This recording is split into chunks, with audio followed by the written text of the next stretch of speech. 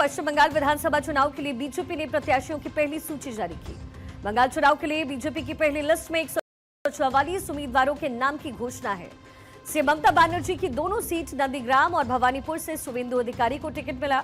मालूम हो कि बंगाल में 2021 में हुए चुनाव में शुवेंदु अधिकारी ने ममता बनर्जी को नंदीग्राम सीट से हरा दिया, जिसके बाद भवानीपुर में हुए उपचुनाव में ममता बनर्जी ने जीत हासिल की।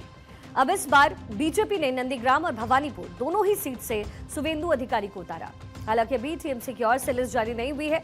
देखना होगा कि ममता बनर्जी इस बार किस सीट से चुनाव लड़ती हैं।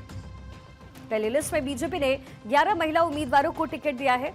इनमें अग्निमित्रा पॉल, ओसग्राम से कलिता मांझी, मान बाजार से मैना मुर्मू, रघुनाथपुर से मामोनी बावरी, साल्टोरा से चंदना बावरी, कुलतरी से माधवी महलदार, डाबग्राम फुलवाड़ी से शिखा चैटर्जी भी शामिल हैं। कूच बिहार नॉर्थ से सुकुमार रॉय, सीतलकुची से सावित्री वर्मन, कुमारग्राम से मनोज कुमार ओरांव और कालो चीनी से विशाल लामा को टिकट दिया गया।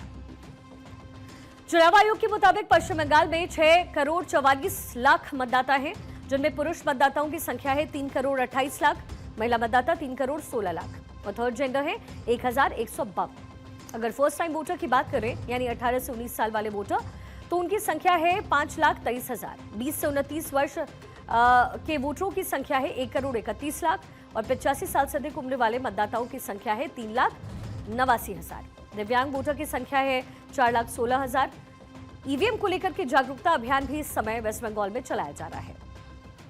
दरअसल साल 2021 में पश्चिम बंगाल विधानसभा चुनाव 8 चरणों में संपन्न हुआ। ये चुनाव काफी लंबा चला, क्योंकि राज्य में 294 सीटें हैं और सुरक्षा, लॉ एंड ऑर्डर और बड़े मतदाता आधार को ध्यान में रखते हुए चुनाव आयोग ने इसे 8 फेज में करवाया। पिछले चुनाव में भी पश्चिम बंगाल विधानसभा चुनाव में ममता बनर्जी के नेतृत्व वाली तृणमूल कांग्रेस ने शानदार जीत को दर्ज किया। बंगाल की कुल 294 सीटों में से 215 पर टीएमसी का कब्जा है। पार्टी को लगभग 48% वोट मिले। वहीं बीजेपी प्रमुख विपक्षी दल बनकर के उभरी और उसे 77 सीटें मिली। दशकों से बंगाल की राजनीति पर दबदबा बनाए रखने वाले वाम मोर्चा और कांग्रेस को ऐतिहासिक झटका लगा और वो एक भी सीट जीतने में असफल रहे। गठबंधन के तहत चुनाव लड़ रही आईएसएफ को 1 सीट मिली थी। तो ये पूरा गणित इस समय पश्चिम बंगाल को लेकर के चुनाव आयोग की तरफ से तारीखों का हो गया है ऐलान। आने वाले वक्त में बंगाल में क्या बदलता है।